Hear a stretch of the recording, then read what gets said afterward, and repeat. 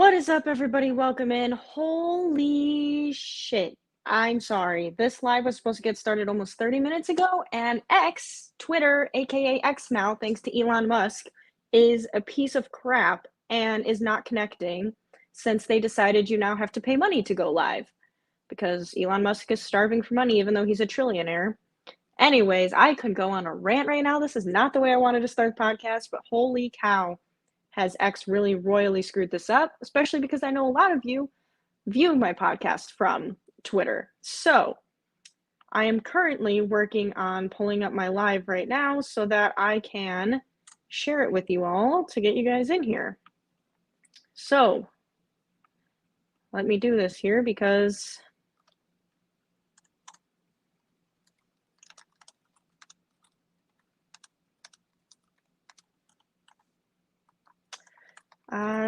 Twitter is terrible. So today's podcast is the Shecago Bears, or welcome to the Shecago Bears podcast. Are the Shecago Bears offense in trouble? That is what we have to figure out right now in today's podcast. Let's go. Welcome in, everybody.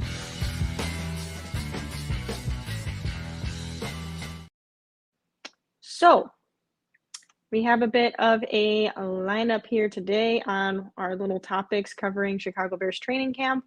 Hoping you guys are able to catch this live. I think a lot of you, unfortunately, are not going to be able to because of stupid X's decision to screw all of this up.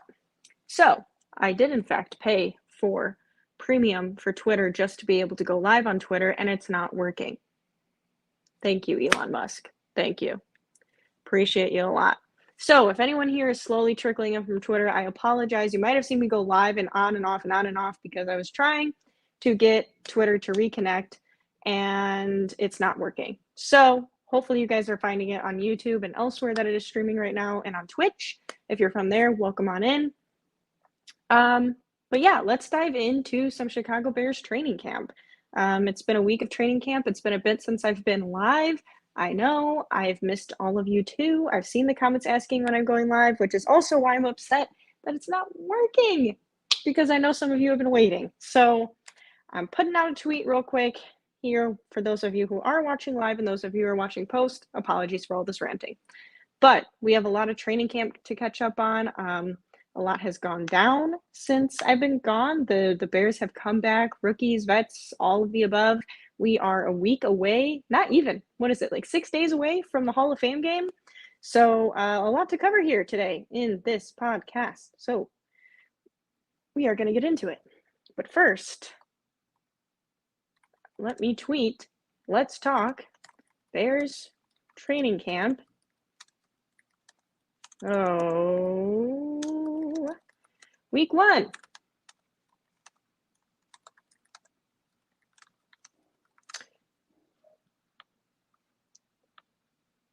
Because it's not working.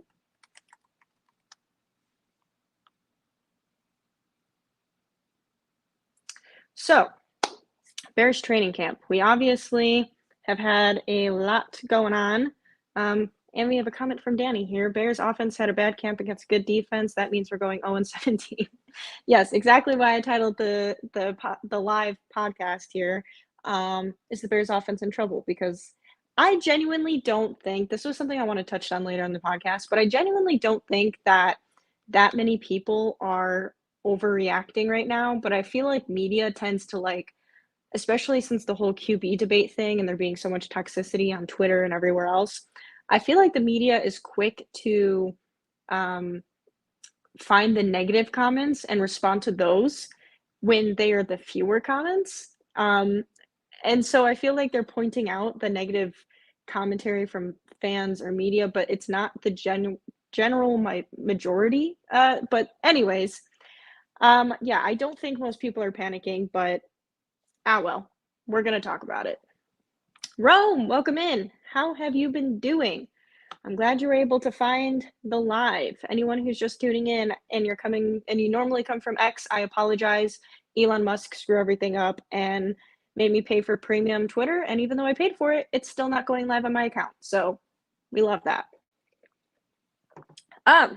But in regards to some Bears training camp, wowza. I thought we'd do a little check-in and see how everyone is feeling about the Bears training camp so far. We are a week in of full practices. There's my bed. We obviously have had what, two practices with pads, 2 or 3. I think it's only been 2. But so not a whole lot to work with. I feel like when the pads aren't on, there's not a whole lot we can dive into because they're not really doing a lot yet because they can't. We finally have gotten into some padded practices, so I feel like things are really starting to ramp up, but we aren't fully there. But I will say, I think there has definitely been a shift from what media has been reporting, and this isn't a knock to media, but I think when you look at before the pads came on, right, with the media and people who are at training camp reported that Caleb Williams and the Bears offense struggled, but then since then it had been a back and forth and the offense has been pretty good and Caleb Williams has gotten over some of those humps of like cadence and whatever else he was going through. And then as soon as the pad came on, that all went the opposite direction and it went right back to the offense having struggles, which is to be expected. But I think fans or media or whoever else I think we tend to get overhyped one way or another, whether it's positive or negative. And that is what Bears training camp is. I mean, we always seem to win the offseason. We always seem to have the best training camp out of any team. And then the season comes along. I mean, if people tend to remember, the preseason when we won every single preseason game was also the season where we only won 3 regular season games. So that's one end of the spectrum. And then on the other end of the spectrum, people panicking over a rookie with a new offense, a new offensive coordinator, new pieces, having some hiccups and struggles in training camp, thinking that this means we're going to suck is also very dramatic. So I don't know. I really think it's very, very hard to tell what anything means in training camp because I really don't know if any of it translates to the regular season. I mean, heck, look at the Packers.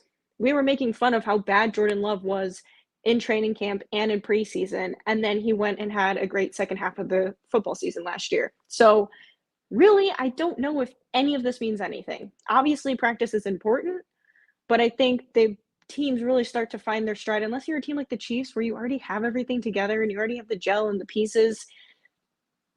I feel like the season is when you actually start to get in the swing of things and start to get the real reps in and the real hits. You start to actually see the plays and the scheme come into effect. And so I don't know. I don't know if right now is the time to be panicking about anything, one way or the other.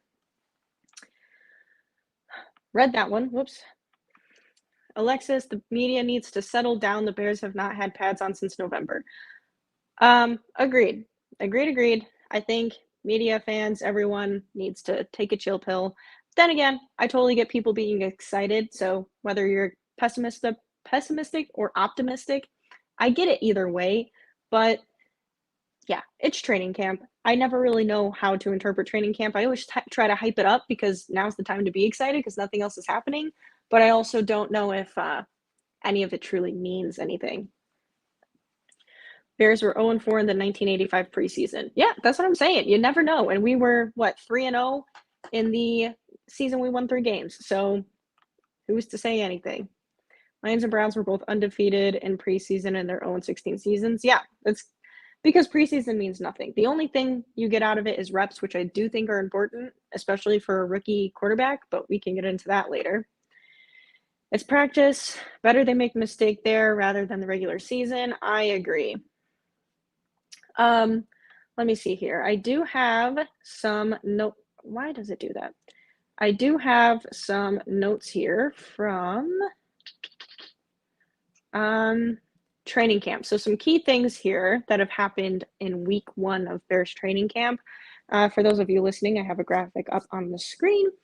The offense is a work in progress. Nate Davis did not practice again after having a bit of a strong start by seemingly showing up to practice. He now has been MIA at practice. Still need an edge rusher, and the O-line is still a hot mess. So the first little bullet point here, offense is still a work in progress. Yes. Yes, they are. I think that is to be expected, especially this early, especially with a rookie quarterback, new system, like all I've already said. It's very hard for me to think that they would hit the ground running. And I even said that I think the first game of the season is even iffy because it's going to be new for a lot of people, including the rookie quarterback. And I really don't think it's a gimme game. I think that one's going to be tough, and there's potential we lose the home opener. But that we can dive into when it gets closer to that game, which is getting closer. But the offense is definitely still a work in progress. And Caleb Williams is, he's going from college where he was getting hand signals for plays to now getting it into his headset and having to repeat it out loud to the guys, and also he doesn't even have to do it yet, over the sound of the opposing defense, over the sound of the crowd, of the announcers, the music, everything else going on. Like, this is all going to be new for him. So the hiccups in training camp I'd rather have now than in the season, but they're going to come in the season. But that being said, I think the thing we can hope for is, since it's still early in training camp, is you just start to see progression throughout training camp with Caleb Williams. Nothing big, no huge jumps or anything like that. You just hope that you see some improvement where maybe there's less interceptions towards the end of training camp. Maybe he's really starting to get the cadence down, and the offensive line is starting to get the cadence down. Maybe plays or getting in and out of the huddle is quicker. You just want to see signs that as you get to week 1, it's starting to click. Like I said, hiccups are going to still be expected this season. It's his rookie season, but I think the one thing I'm looking for personally is just signs of improvement as we reach week 1 of the regular season. Let's see what some of you guys had said here. Exactly. In practice, better they make the mistake rather than the regular season. 100% agree. True, now is the time to experiment with Caleb, not make this safe throws, so the interceptions are to be expected. Yeah, I mean, I think so, and I think they're also trying to throw as much as they can at him. I think the cadence and everything was looking good before pads came on, because once pad came on, they also gave them a new set of plays. Because keep in mind, because this is a new offense, not just for Caleb Williams, but also for the entire offense, they're also doing install. So they're learning this entire playbook as the training camp goes along, which is also why, in a way, I'm still kind of glad that our division games, because of how tough our division is, are at the end of the season. Because I think that's when we're really, after our bye week against London, I think that's really when the Bears are going to hit their stride. I think it's going to be an up and down the first few games of the season as the offense starts to gel. But yeah, training camp is the perfect time to test the water, see what plays are going well, which ones are going to, let's push those to the distance because we are not ready for those ones yet. Now's the time to test it all.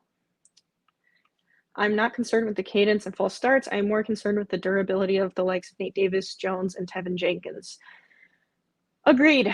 Honestly, I've said this probably since I've been doing this podcast, and when we drafted Caleb Williams and everything, I see where Poles has attempted to make improvements at the offensive line, but I think this is the one area, along with the defensive line, so essentially the trenches, that you could say Poles has kind of fallen flat in. Now, he's done a lot of great things, and he's done a lot with what he's had.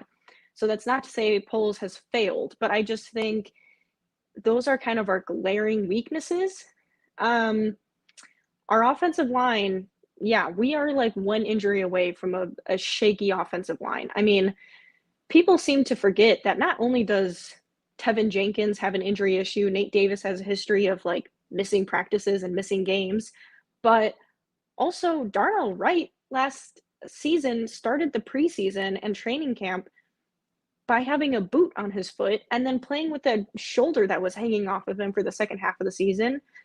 Braxton Jones, so far this training camp, has had a little bit of a slow start, dealing with some injury issue.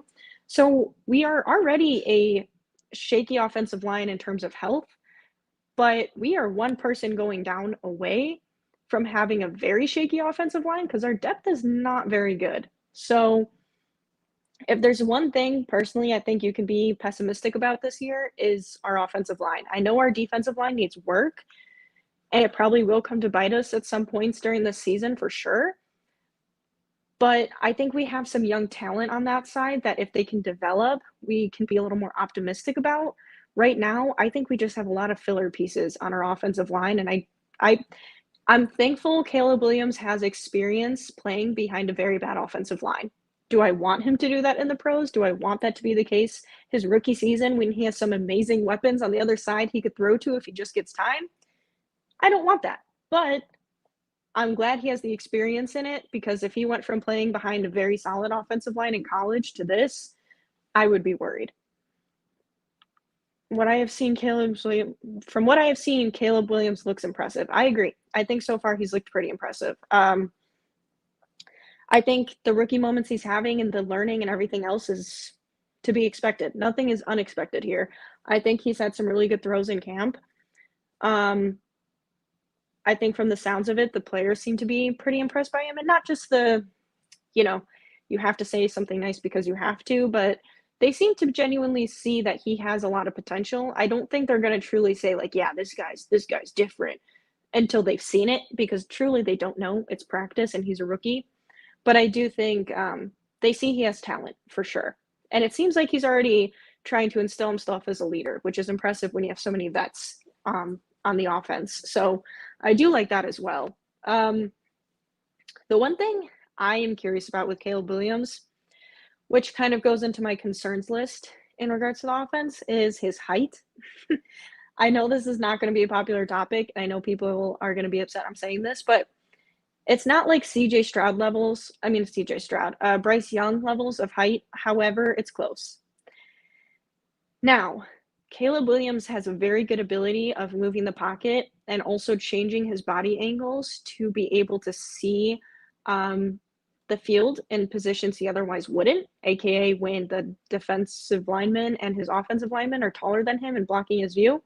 He does this thing where he crouches down, and I said this way back when I was watching film on Caleb Williams, and I noticed it.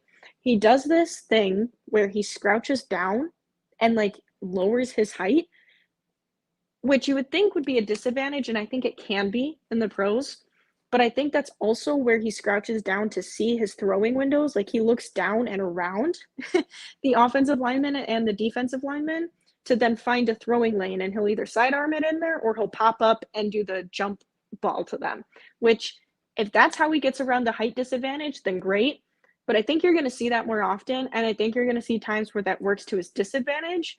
But I also think that's something that he's already learned to adapt with his height that I like seeing translate still now to as he's in training camp with the Bears.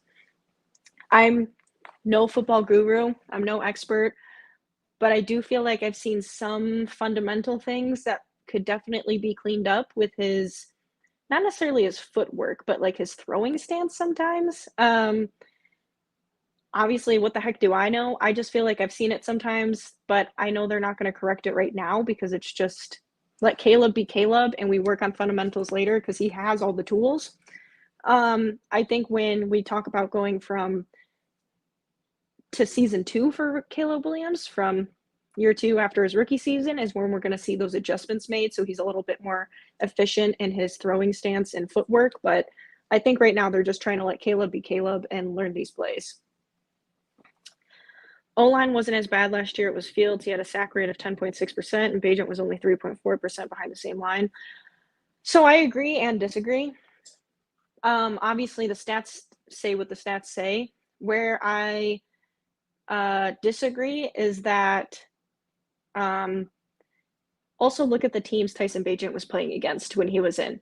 Justin Fields literally got injured against the Minnesota game, and the first game back was against Minnesota, who, if you guys remember, had an insanely good pass rush, which they're going to have again this year. And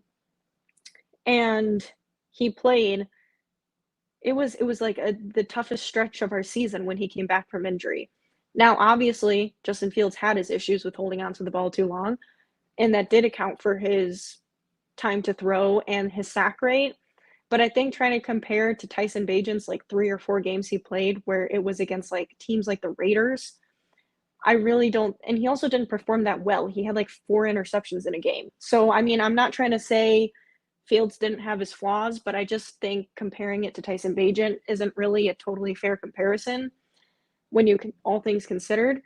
And Fields also played behind an offensive line that was constantly injured. I think it was something crazy like week 12 or 13 was the first time Justin Fields had played with the starting offensive line for 2 weeks in a row or something like that. Like some crazy stat. I remember that during the season. So, yes, Justin Fields contributed to his sack rate and the offensive line struggles. And I do think Caleb Williams will be more effective in the quick game and getting the ball out quicker.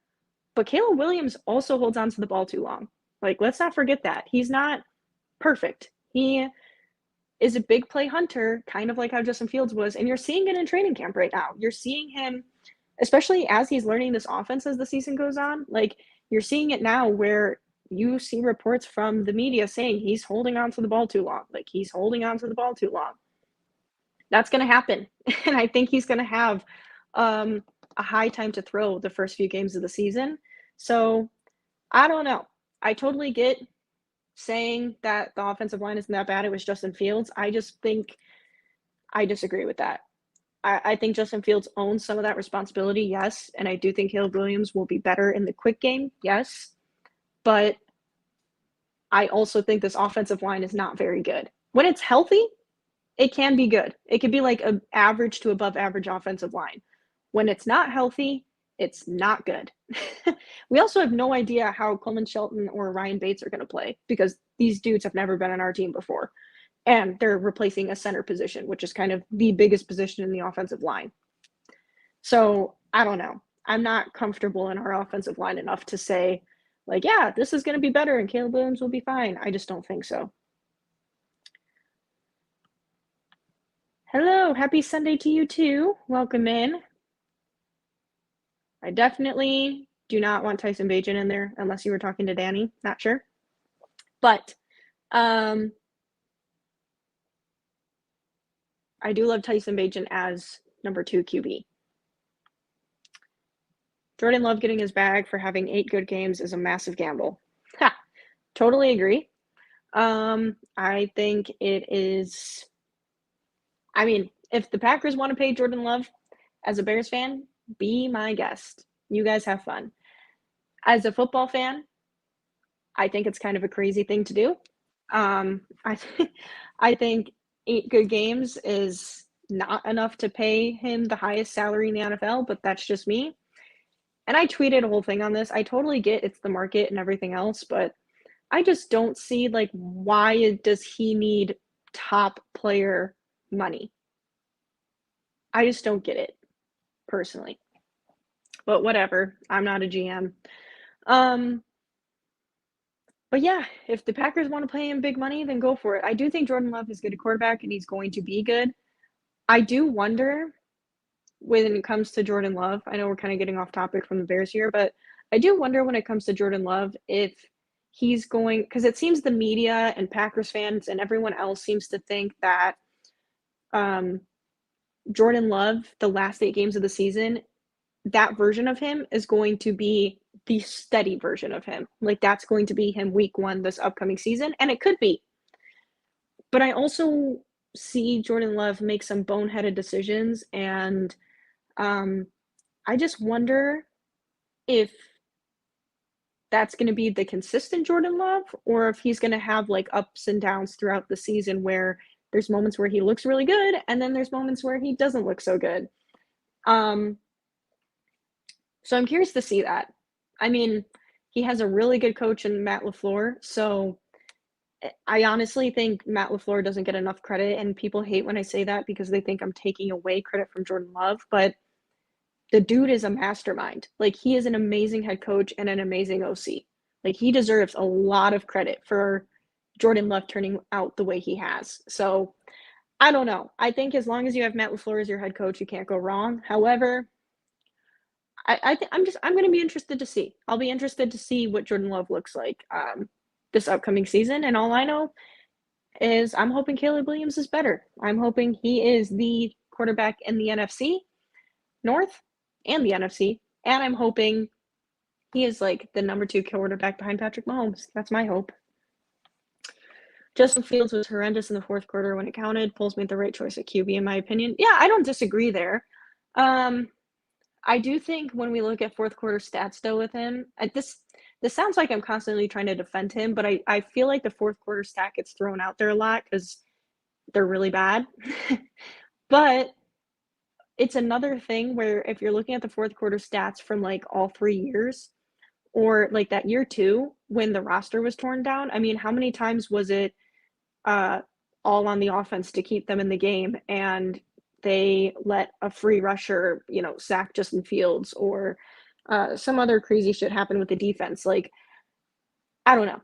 Obviously, Justin Fields was not good in the fourth quarter, not denying that. But I think some of the stats are too focused in on because they don't show the actual whole picture of everything he was going through. I hope the best for Justin Fields. I'm still a fan of his, and I also want him to play because that helps us with another draft pick, a higher round draft pick. So we should all be rooting for Justin Fields to do well because it only helps the Bears if Justin Fields does well in Pittsburgh. But I do agree, like I had said before the draft happened, like obviously I was a fan of Fields, still am, but I've always said I would understand if they picked Caleb Williams, and I will be happy either way, and that still holds true today. I am still happy the Bears have Caleb Williams, and I'm ready for him to be the best quarterback in the NFL because he's their franchise QB, and it's their own fault for sitting him this long. Yeah, that's in regard to Jordan Love, for anyone wondering. Noodle arm, I assume that's also in reference to Jordan Love. Let me go here. Did you guys see Jaquan Brisker? He was retweeting stuff about the Packers as like receipts. Though I did see he also retweeted Andrew Tate, which I don't love. Jaquan Brisker, I love him, but he sometimes is definitely sharing some interesting things that I don't really agree with, but whatever. He's a good football player and he doesn't hurt anybody as far as I know, so we're good. We've kind of touched on the O-line and everything, but Nate Davis not being at practice is definitely a problem and a concern. I had given him kudos for showing up to practice, and it seems like he was at training camp, he was at practice, and now he's not. And it's like, it's only been what, 1 practice or 2 practices that he hasn't been here. I'm hoping it's just a fluke thing and he's back soon, but with his history, I don't know. I also thought Eberflus's response when he said that, when he was asked about it, he essentially gave a long-winded answer of saying, like, what matters is accountability and when you're here, and Nate Davis isn't here. Honestly, I wouldn't mind if they put Coleman Shelton and Ryan Bates in, and Nate Davis was on the bench as backup because he doesn't really deserve a starting position right now. But I also think then you're risking the health of someone who they got for depth. So if Bates is in at center and he goes down, then that's why they're having them flip-flop roles so that they can both go in at center.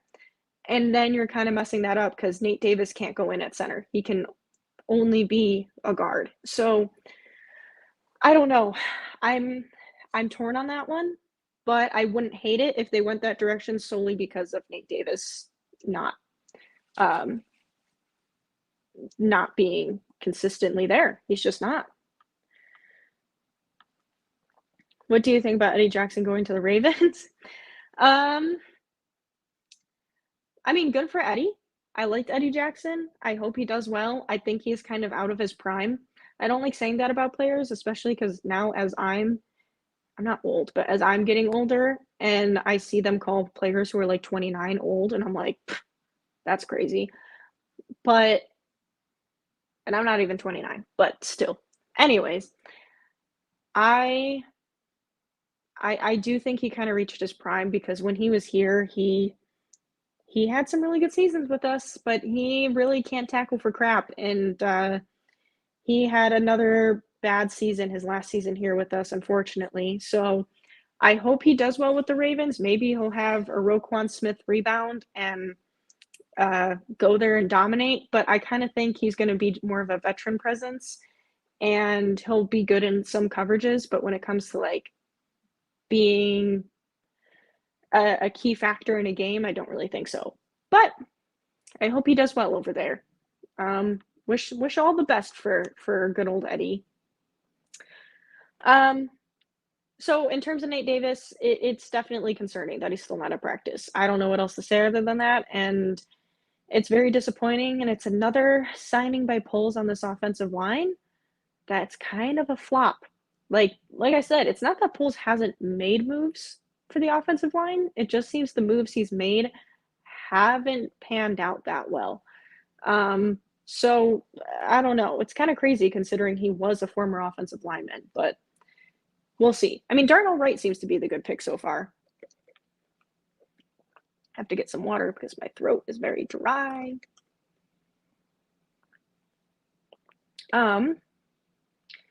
But also when we're talking the defensive line, it is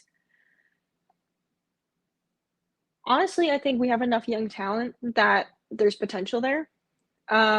Between Gervon Dexter, Austin Booker for the edge position. He's been getting some more looks with the ones this past week with Martin going down. Got hurt during camp. So I'm really excited for Booker. I think he's very, very raw. So I'm not expecting a lot from him, but I do think he has a lot of potential. I'm really excited for Gervon Dexter.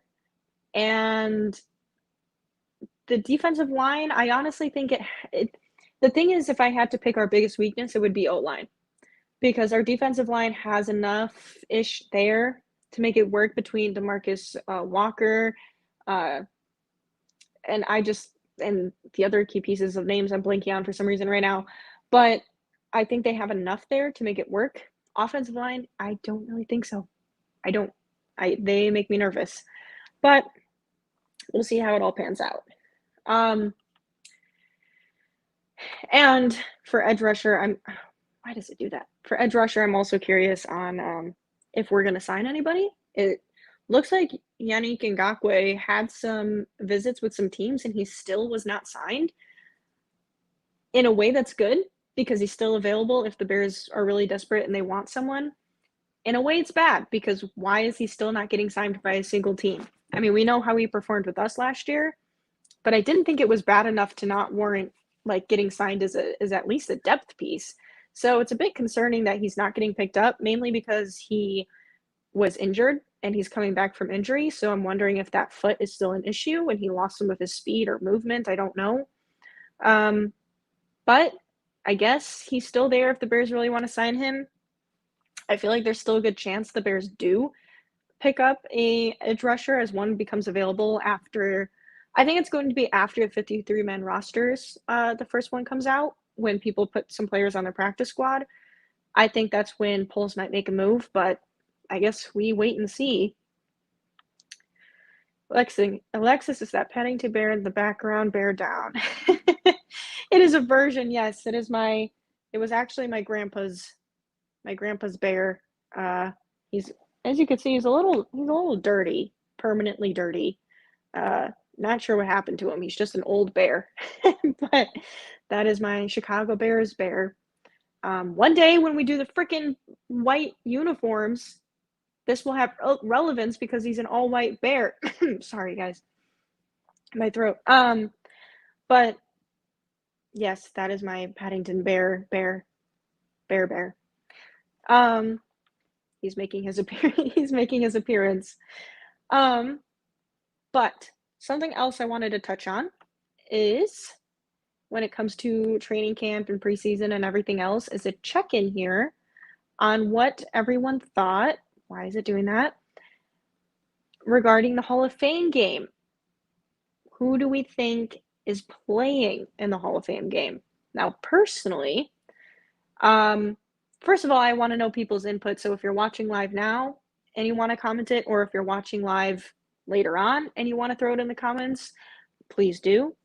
But I'm curious on who is going to be playing in the Hall of Fame game. So who do you guys think will be playing, first of all, like of our starters, I guess? And second of all, do you think Caleb Williams is one of those players? I know that is supposed to come out on Tuesday from Matt Eberflus on who was playing in the Hall of Fame game. Personally, I am of the opinion that I do not think Caleb Williams is playing, but if it was up to me, he would be. I think Caleb Williams, it's not that I want him in for a long series. I think get him in for a few snaps. I don't care if he hands the ball off 5, 7 times. I just think getting him in a game to be able to have the crowd cheering, have the opposing defense, and getting the play calls in his helmet in real time, having to say the plays out loud in the huddle and execute those plays would help him right now, especially as he goes through training camp and having that experience from the Hall of Fame game, having an extra preseason game that other teams don't have, where he doesn't even have to throw the football. Just get him in there, get him hearing the plays, get him in a live environment. He can take that with him throughout the rest of training camp, knowing what that feels like and knowing how he has to execute.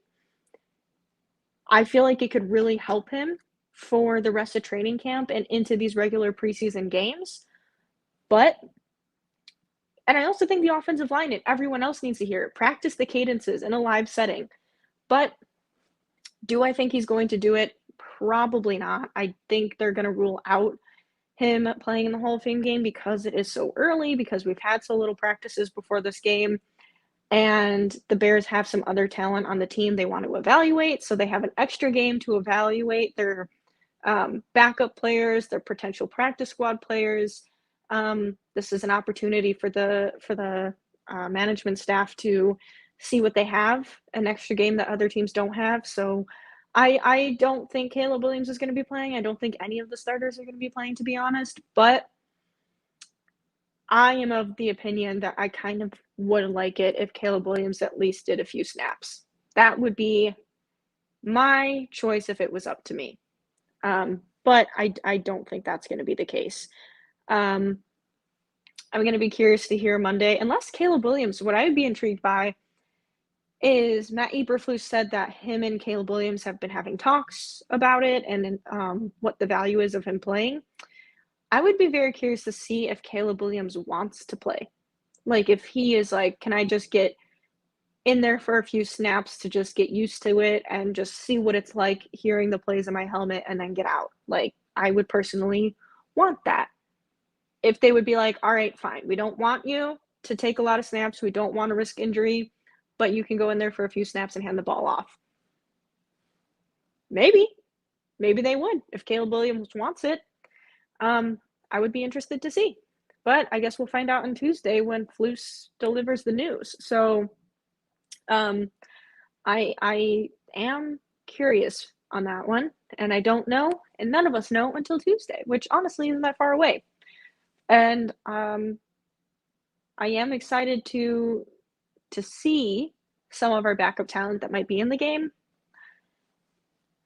Hall of Fame game is kind of boring, but guys, it's football. Football is back. Football is finally back and just in time. I say just in time as if it's not always this time of year, but I've been needing something in my life, and that something is football.